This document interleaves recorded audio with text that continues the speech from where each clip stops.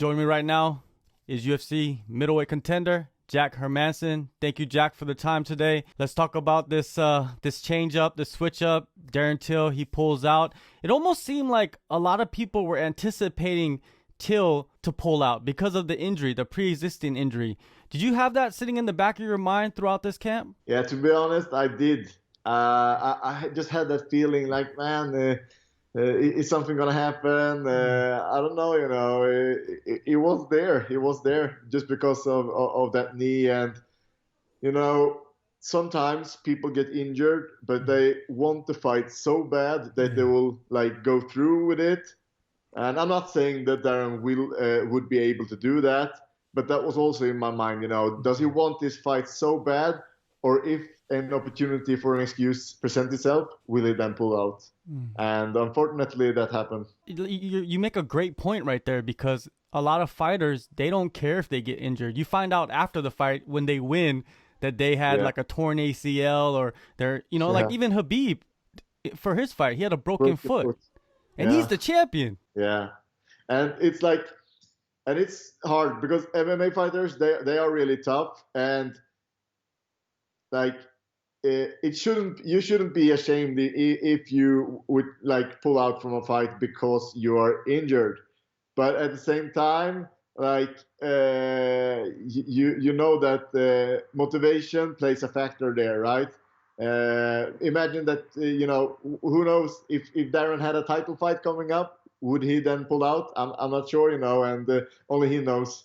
But that's always something that you're thinking about when you feel that your opponent isn't super motivated for that fight. It's something that the people on the internet can speculate about for the next couple of weeks, right? We can speculate, but there's nothing I can do about it. Exactly. So we just need to look forward and see what's up and how is the situation right now. And yeah, we do have a fight still, so that's good. Yeah, definitely. You've said over and over that you still wanted to fight. It didn't matter pretty much who it was. And Kevin Holland, he took the fight. He's a guy that's not ranked, but he does have a good record this year. He's undefeated 4-0.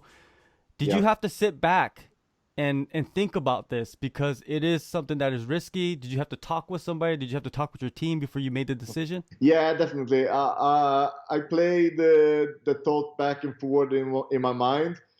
Should I do it? Should I not? What can I win by taking this fight, and what can I lose by taking this fight?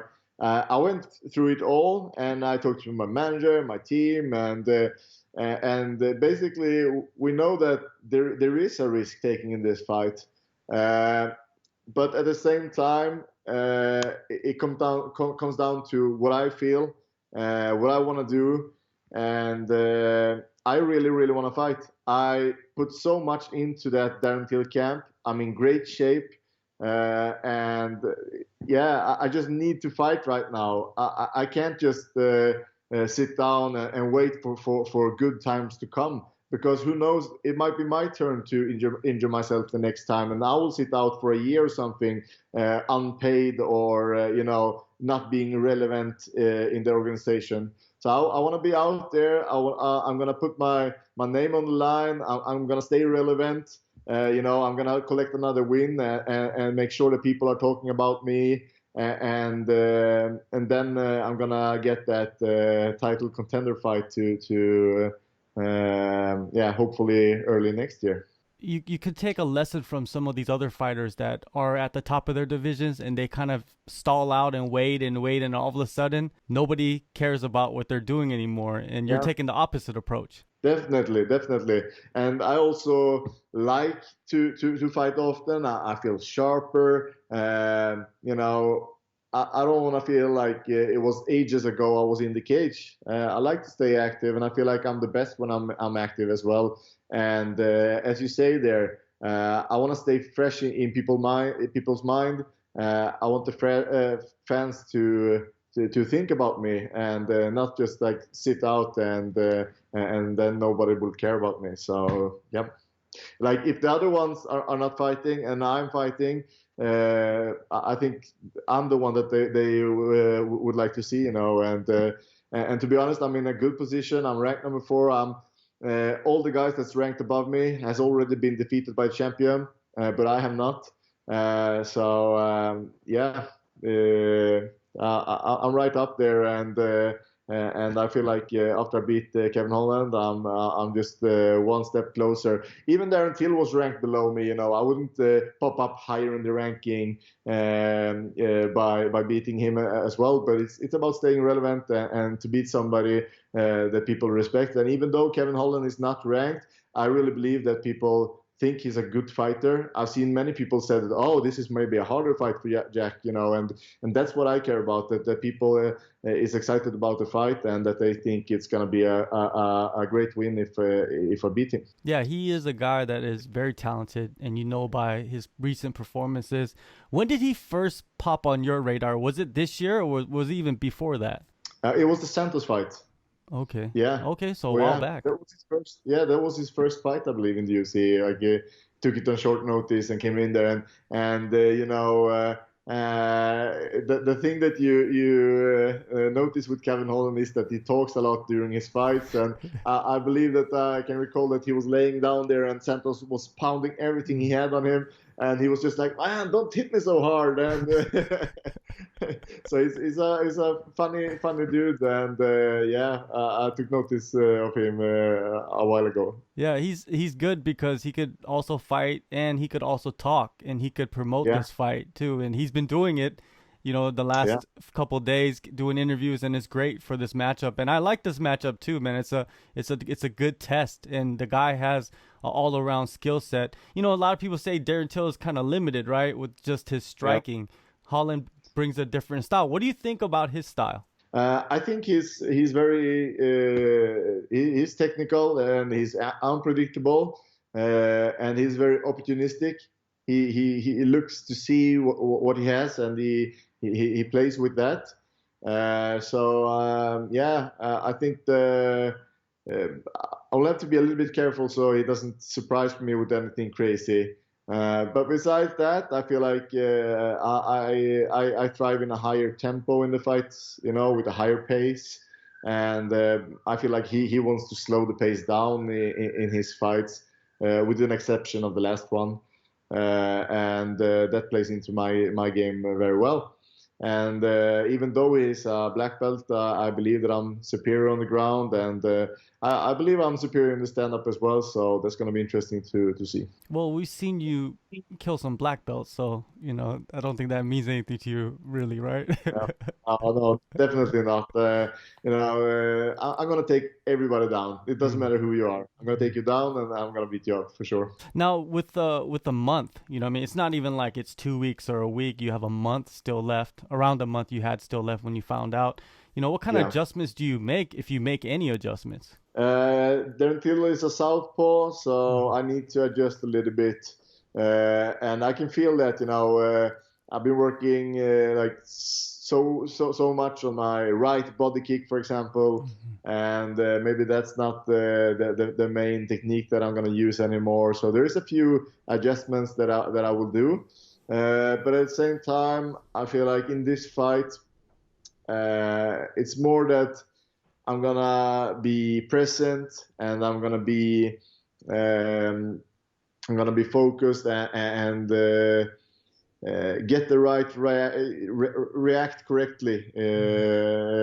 I think that's the main thing to do, because he is a little bit unpredictable. So I don't think I shouldn't go in there and think too much about what they're gonna do, or it's more about staying at the right distance and read his game and react to it, and also impose my will. In your opinion, is it easier to switch from preparing from like Darren Till was a southpaw, so when you go back against an orthodox fighter, is it easier to go back against an orthodox fighter compared to like vice versa? Yeah, definitely easier. But I can feel that we did a pretty good job preparing for Darren Till, because it's really in the backbone now. All those drills and all the sparring has been against southpaw all the time. So I do feel it, but a couple of more sessions, and I will be back to the orthodox thinking. Well, I think that preparation that you put in is probably going to pay off in the future when you do face another southpaw. Yeah, definitely. I've been fighting a lot of southpaws. I feel that I'm getting better and better to coping with that game. So definitely, I'm going to be well prepared for southpaws in the future. This is Holland's first UFC main event and first 5-round fight. This is your third. Does that play a factor? Yeah, 100%. Especially the 5 rounds. That's going to play a factor. It doesn't matter how many times you have done it in training. I promise you, it's something different to go into a 5-round fight there. So should this fight go the distance, he's not going to enjoy those deep waters with me in the 4th and 5th round. On Instagram, you posted that you're the best you've ever been. A lot of fighters say that. What differences do you see in yourself that make you feel this way? I'm constantly always looking to improve myself, and not just by going to training and train hard. I put small goals into my game, and I talk to my coaches, and we really try to develop those. If it's to get better at something, or if it is to cover a hole in my game or something like that, we're always trying to improve, and we analyze my game, and we develop all the time. I'm not just showing up at the gym and doing my workout. I'm putting in extra work and extra time into becoming a better fighter. And I believe that many fighters are just into their routine. They're just showing up there, and they don't think too much about it. And they think that hard work is enough, but you have to be smart as well, and you have to prepare and pick the things you're going to work on if you want to become a better fighter. And I'm doing that. Do you feel that is what separates like the elite fighters of a division compared to the guys that are like right there on the verge of the top 15? Yeah, in some cases. And some people, I feel like even though they probably work hard, some people just have that super talent as well. I wasn't that guy, that took everything super quick. So I've been always been putting the hard work in there. And I know that some people with talent is going through the top, and some people with that super hard work, hardcore mentality is going to the top. So I think there's a variety there. But if you are not that super talent that's complete everywhere, then you definitely need to analyze yourself and make sure that you're putting in that work.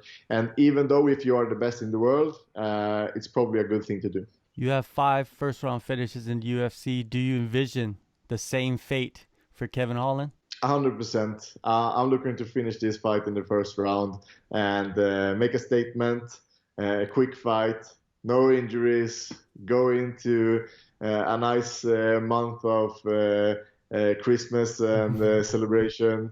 And then I want that big contender fight next year. That's what I'm visualizing. No doubt. It's always good to fight before Christmas so you can enjoy the holidays, right? It's perfect time. Yeah. Now, a couple questions about the division I wanted to get into before I let you go. The first one is Paulo Costa. We talked before about the fight, and you predicted that Costa had the chance to beat Adesanya. We saw that fight happen. There was no chance. Adesanya went there and knocked him out. And he's been posting on social media about the fight and about his performance. I know you've probably been watching these things. What are your thoughts on how he's taking the loss, how he's handling the loss? Not good. Like, he says that he didn't sleep well and stuff. And I heard like a story. He said like, my friend didn't sleep well and he pulled out of his fight. I should have done the same. I'm just like, man, like there's so many people going in there having problems in the fights. Like probably a majority of the fighters do have some problems when they go into a fight. And, you can't say that because he didn't engage in the fight like he usually does, you